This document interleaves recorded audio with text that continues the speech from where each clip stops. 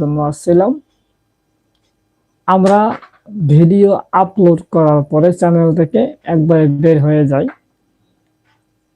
কিন্তু এটা আমাদের করা যাবে না। আমাদেরকে ভিডিও আপলোড করার পরে অবশ্যই ভিডিওর নিচে একটা পিন কমেন্ট করতে হবে, যেন এই কমেন্টের মাধ্যমে দর্শক আপনার ভিডিওতে লাইক কমেন্ট করবে এবং আপনার দ্রুত সেই কমেন্টে রিপ্লাই দিতে হবে।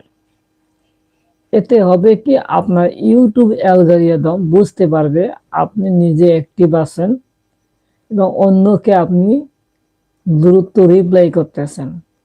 এই কমেন্ট রিপ্লাই দেওয়া নেওয়াতে আপনার ভিডিওতে এঙ্গেজমেন্ট এবং রিচ বাড়তেছে, আপনার চ্যানেল গ্রো হতেছে, আপনাদের পরবর্তীতে ভিডিও